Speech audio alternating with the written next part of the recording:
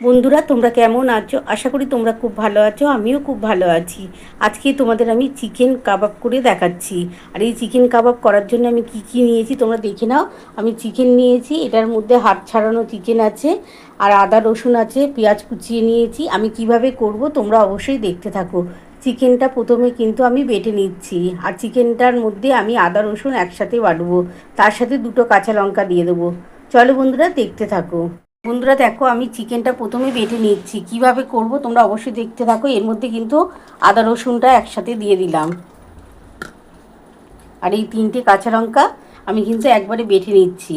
তারপরে কিভাবে করব তোমরা অবশ্যই দেখতে থাকো। বন্ধুরা দেখো, আমার চিকেনটা কিন্তু বাটা হয়ে গেছে, তোমরা দেখে নাও। বন্ধুরা এর মধ্যে কিন্তু আদা রসুন দিয়ে আর কাঁচা লঙ্কা দিয়ে বেটে নিয়েছি। এবার এইটা কিন্তু একটা বাটির মধ্যে দিয়ে দিচ্ছি।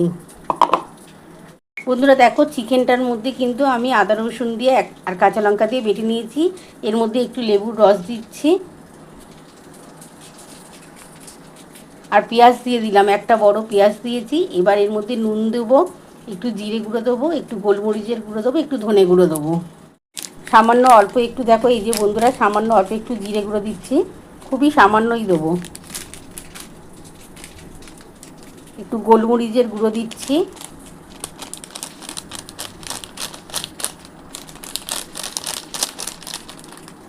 খুবই সামান্য করেই দিচ্ছি। দেখো গোলমরিচের গুঁড়ো দিলাম। এবার একটু এই যে ধনে গুঁড়ো দিচ্ছি।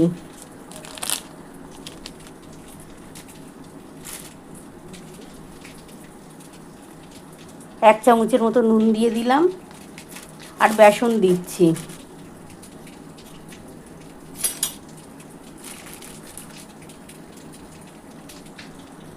দু চামচের মতো বেসন দিয়ে দিলাম।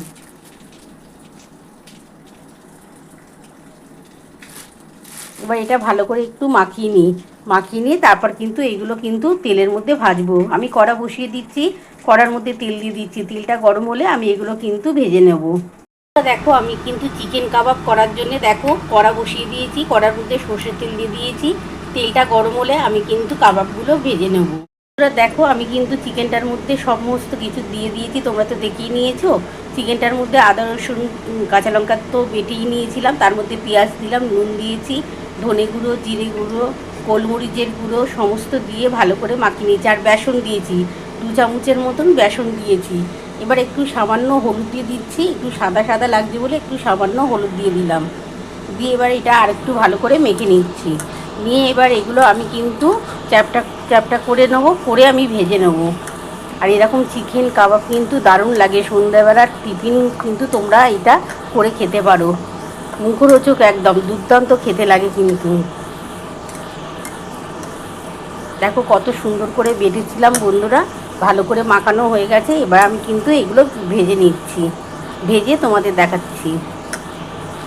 একটু হলুদ দিলাম, দেখতে ভালো লাগবে তার জন্যে। আর এর মধ্যে তো কাঁচা লঙ্কা, গোলমরিচের গুঁড়ো সবই দিয়ে দিয়েছিলাম, জিরে গুঁড়ো, ধনে গুঁড়ো সমস্ত, লেবুর রস দিয়েছি। দারুণ খেতে লাগবে কিন্তু এটা। এবার আমি এগুলো কিন্তু ভেজে নিচ্ছি। তোমরা দেখো, চিকেন কাবাব করার জন্য দেখো আমি কিন্তু গোল গোল করে নিয়েছি, গোল গোল করে এই যে চ্যাপটা মতো করে নিয়েছি। এবার এগুলো ভেজে নিচ্ছি। আমার তেল গরম হয়ে গেছে বন্ধুরা, আমি এগুলো একটা একটা করে ভেজে নিচ্ছি, ভেজে তোমাদের দেখাচ্ছি। বন্ধুরা দেখো, তেলটা গরম হয়ে গেছে, এবার আমি কিন্তু একটা একটা করে ভেজে নিচ্ছি। চিকেন কাবাব কিন্তু তোমরা বাড়িতে এইভাবে করে নিতে পারো, দারুণ খেতে লাগে কিন্তু। সন্ধ্যাবেলার টিফিন কিন্তু দারুণ লাগবে। গ্যাস কিন্তু আস্তে করে দিলাম, আবার একটা একটা করে আমি ভেজে নিচ্ছি। দুর্দান্ত খেতে লাগে। সন্ধ্যাবেলা যদি তোমরা টিফিন করে খেতে পারো, দারুণ। এমনকি বাড়িতে যদি তোমাদের কখনো কোনো অতিথি আসে, তখন কিন্তু তাদের জন্য এরকম চিকেন কাবাব বানিয়ে দিতে পারো। আমি আগে প্রথমে 5 পিস ভেজে নিচ্ছি, তারপরে যে কটা বাকি থাকবে সে কটা আমি ভেজে নেব। দেখো বন্ধুরা, প্রথমে কিন্তু আমি 5 পিস ভেজে নিচ্ছি, তারপরে দেখো যে কটা বাকি থাকবে সেগুলো ভেজে তোমাদের দেখাবো।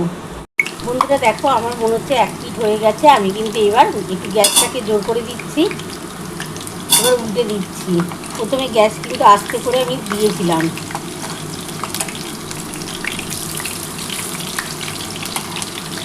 এবার গ্যাসটাকে কিন্তু আমি বাড়িয়ে দিয়েছি। বন্ধুরা দেখো কত সুন্দর হচ্ছে, দুর্দান্ত খেতে লাগে কিন্তু। এটার মধ্যে যদি তোমরা সস দিয়ে খেতে পারো বা ধনেপাতার চাটনি হয়, দারুণ জমে যাবে বন্ধুরা।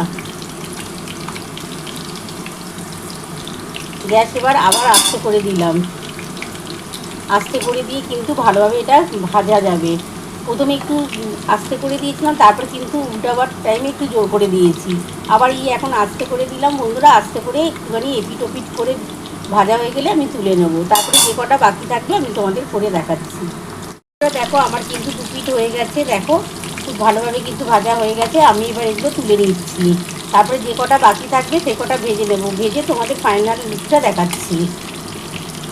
দেখো খুব ভালোভাবে কিন্তু ভাজা হয়ে গেছে। গ্যাস কিন্তু আমার আস্তে করাই আছে বন্ধুরা। দেখো বন্ধুরা আমার গ্যাস কিন্তু আস্তে করা আছে, আস্তে করেই কিন্তু এগুলো করছি, খুব ভালো হবে তাহলে খেতে। এবার এগুলো আমি তুলে নিচ্ছি বন্ধুরা, তুলে নিয়ে তারপর যে কটা বাকি আছে সেগুলো ভেজে নেবো। বন্ধুরা দেখো প্রথমে কিন্তু আমার 5 পিস ভাজা হয়ে গেছে, আমি তুলে নিয়ে সে কটা আমি এবার দিয়ে দিচ্ছি। গ্যাস কিন্তু আস্তে করেই করছি বন্ধুরা, পরে কিন্তু আমি গ্যাসটাকে জোর করব।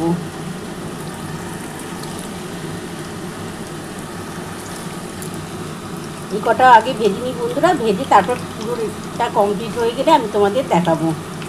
বন্ধুরা দেখো আমার মনে হচ্ছে 1 পিঠ হয়ে গেছে, আমি কিন্তু এবার উল্টে দিচ্ছি।